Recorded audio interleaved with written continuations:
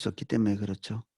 주님이 우리에게 이해시키기 위해서 최선의 것을 우리에게 주시기 위해서 항상 고뇌하시지만 주님의 그 무궁하신 이해력과 우리의 이해력에는 정말 그 우주같이 큰 격차가 있죠.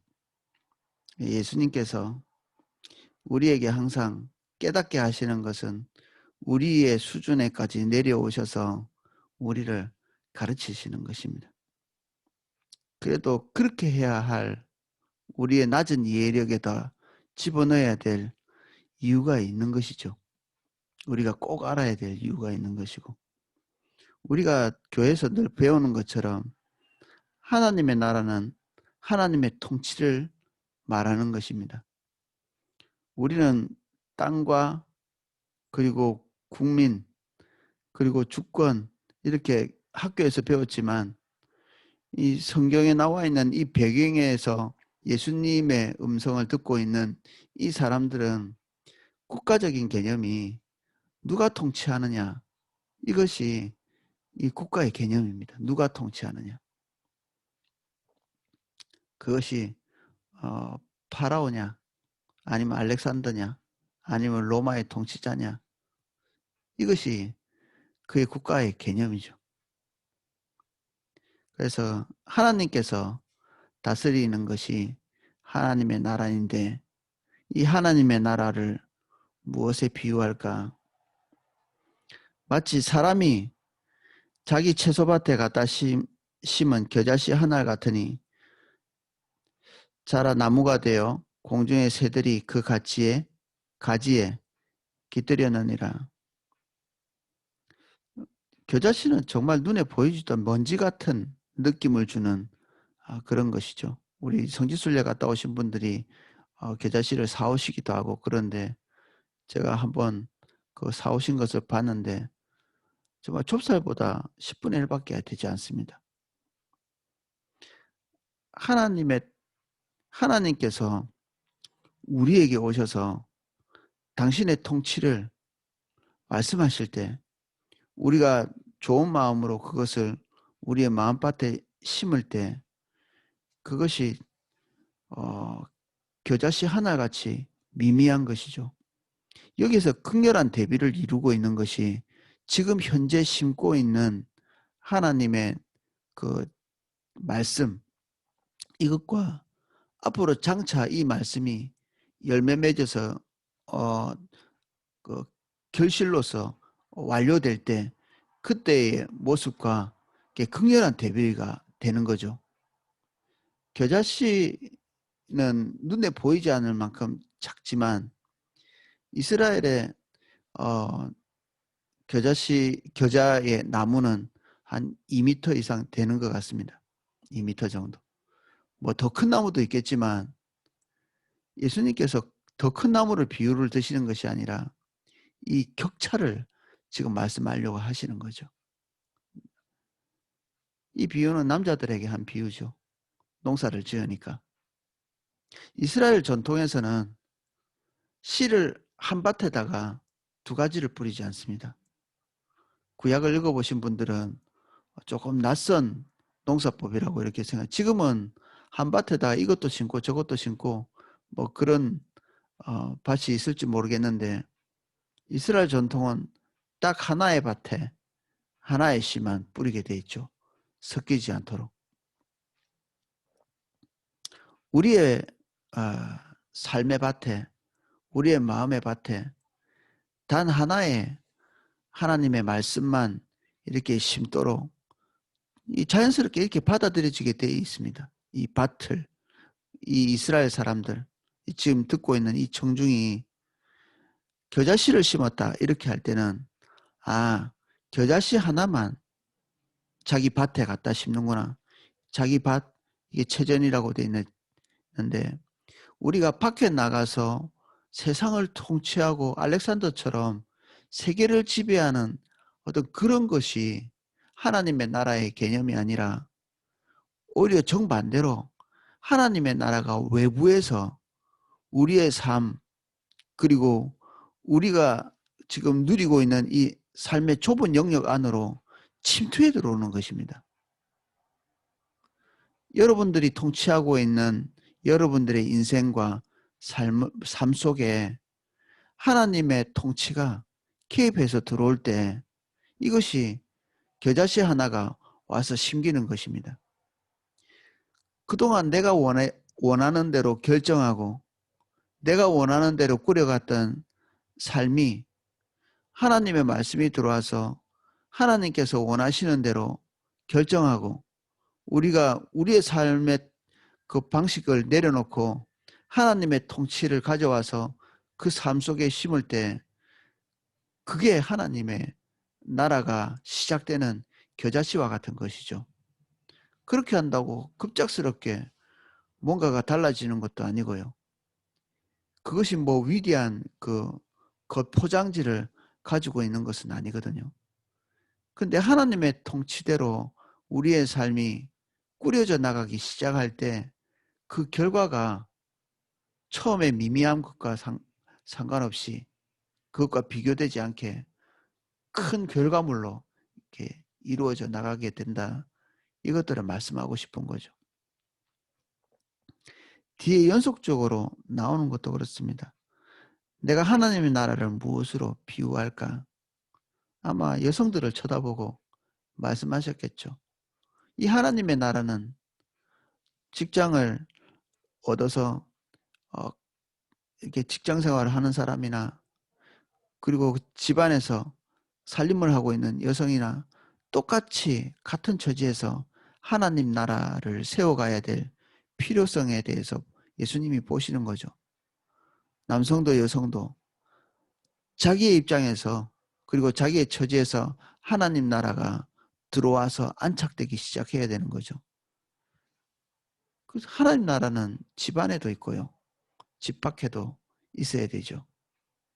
우리가 있어야 되는 그곳, 사실 우리가 존재하는 그곳이 하나님 나라의 시작점입니다. 남자는 남자에게, 여자는 여자에게. 마치 여자가 가루 서말 속에 다 갖다 넣어 전부 부풀게 한 누룩과 같으니라 하셨더라.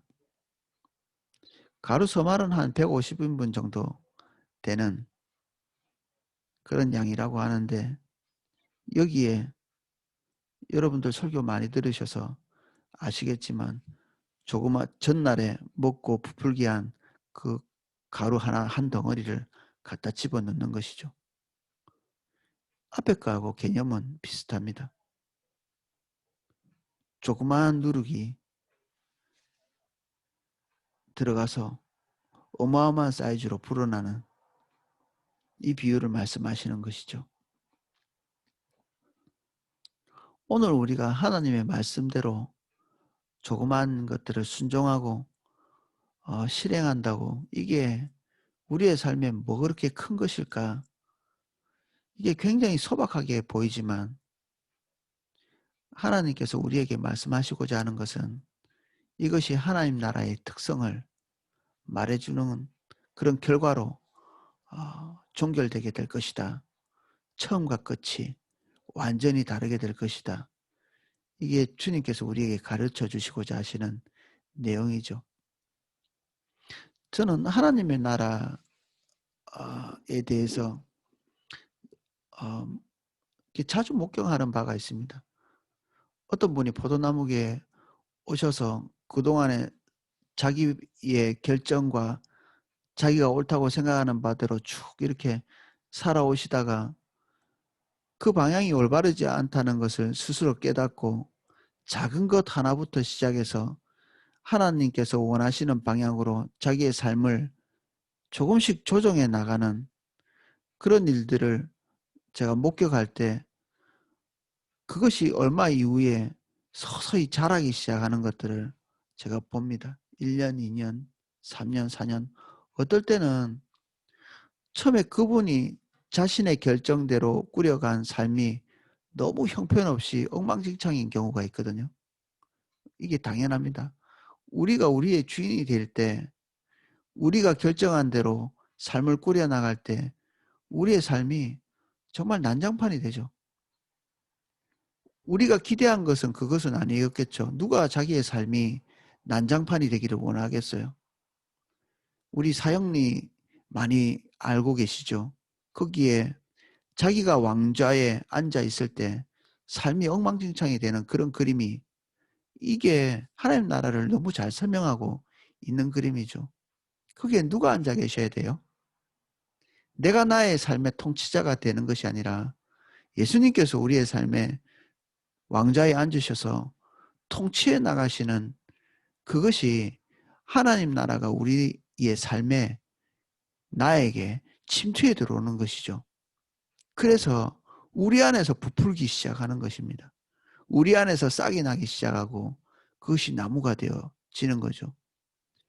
아무짝에도 쓸모없어 보이고 기능성이 없어 보이는 그 조그만 하나님의 나라가 우리 안에 들어와서 어느 날 우리가 다른 사람이 와서 깃들 만큼, 기대어서 휴식을 누릴 만큼, 모든 사람을 우리가 배부르게 할 만큼 그렇게 커지는 것이죠. 우리의 변화가 기대되지 않으세요? 이게 멀리 있는 것이 아니라 우리의 삶 안에 있는 것이고, 주님이 기대하시는 것은 다른 사람의 변화가 아니라 나의 변화죠. 예수님이 지금 누구에게 가르치고 계신가요? 지금 예수님 발 앞에서 예수님의 가르침을 듣고 있는 그들에게 눈을 맞추시면서 말씀하고 계신 거예요. 남자에게, 여자에게. 내가 너의 삶에 하나님 나라의 통치가 열매 맺는 것을 보고 싶다. 부풀어 오른 하나님의 나라를 너의 삶에서 보고 싶다. 이것이 예수님의 기대지요. 마치 꿈을 꾸는 사람처럼 기대하는 것입니다. 우리를 주목해 보고 계시면서 부풀어 오를 우리의 인생을 보시는 거죠. 우리의 관심은 항상 우리와 관련되어 있는 사람일 경우가 많습니다. 내 자식, 내 부모, 그리고 우리 주변에 있는 사람, 그리고 종교적으로 열심히 있는 사람들은 우리 주변에 있는 사람들이 예수님 믿고 구원받는 일에 초점이 많이 있을 수 있죠. 근데 우리가 잊지 말아야 될 것은 주님의 관심은 항상 우리 주변에 있는 사람이 아니라 나에게 있습니다. 그것이 부풀어야 되죠. 그것이 자라야 되고, 우리 안에 하나님의 말씀이, 하나님의 통치가 심어져야 되죠. 그것이 자랄 때 하나님이 기대하시는 결과물들이 우리의 삶에 이루어지는 것입니다. 하나님 나라는, 주님이 원하시는 하나님의 나라는 알렉산더의 그 헬라 제국을 세우기 위해서 미친 듯이 전쟁을 하는, 외부 세계로, 자기가 경험하지 못하는 미지의 세계로 무한히 쳐들어가서 그 나라들을 뒤집어 엎고 세상을 바꾸는 그런 식이 아닙니다. 그렇게 정복한 나라, 그 전쟁은 잘했을지 모르겠는데 알렉산더가 그 나라들을 통치하지 못했습니다. 그는 통치자가 아니었죠. 정복자이기는 했지만 통치 한번 못 해보고 죽게 되고, 그 나라는, 그가 정복했던 나라는 그가 죽자마자 갈갈이 찢어지죠.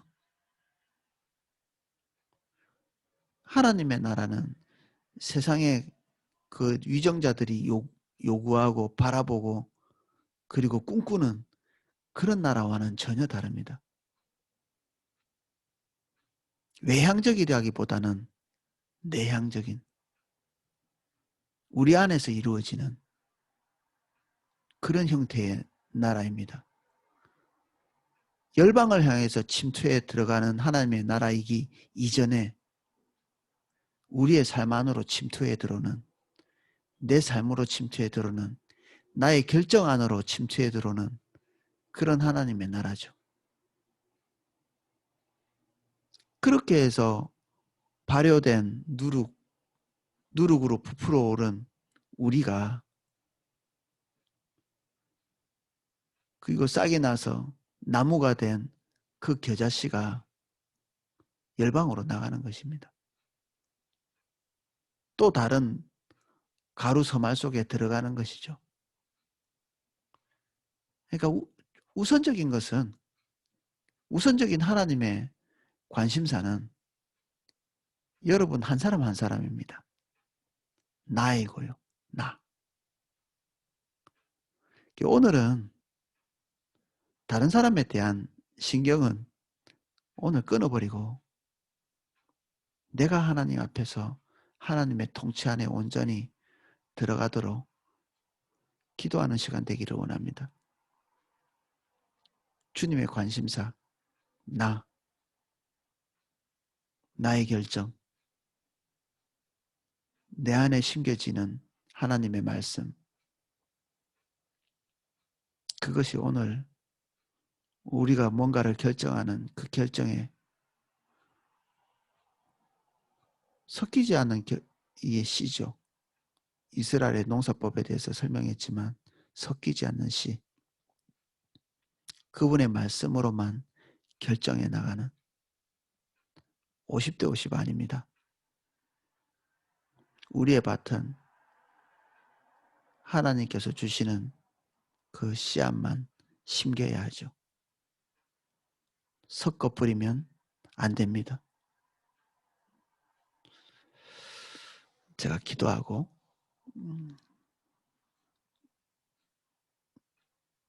각자 기도의 시간을 좀 가지면 좋겠습니다.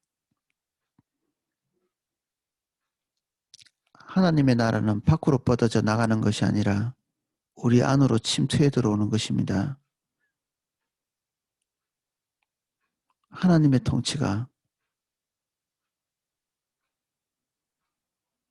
여기 모여있는 한 사람 한 사람의 삶 속에, 결정 속에, 선택 속에 머물게 하여 주시옵소서. 우리가 예수님 믿을 때 누구나 다 배웠던 우리의 왕자의 주님이 계시기를 원합니다. 혹시 하나님의 의견과 나의 의견이 동시에 심어져 있다면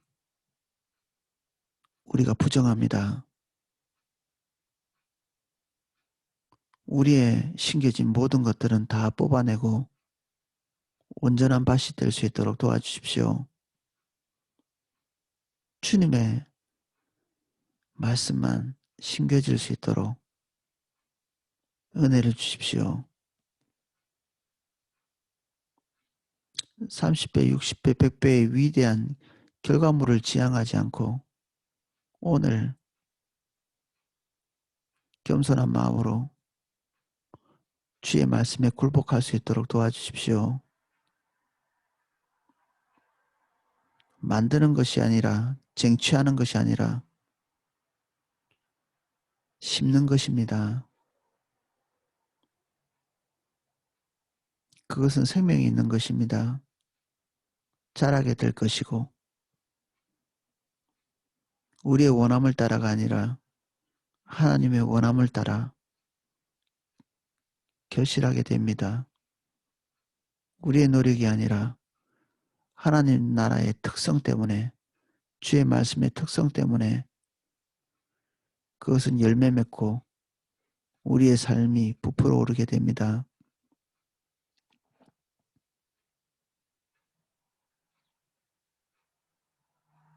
주님 바라봅니다. 주의 말씀을 사모합니다.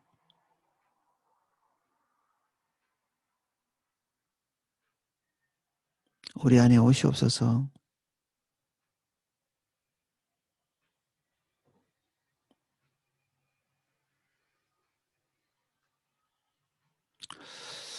이제는 주 예수 그리스도의 은혜와 성부 하나님의 사랑과 성령님의 감화 감동 은혜 주시는 것이 오늘 우리가 미치지 못할 기이한 일을 바라보고 나가는 것이 아니라 오늘 주님께서 우리에게 오셔서 하시는 각자의 말씀이 우리 안에 심겨져서 겸손한 마음으로 우리의 결정을 주님께 맡기는 그 결정이 우리 안에 들어와서 심겨지는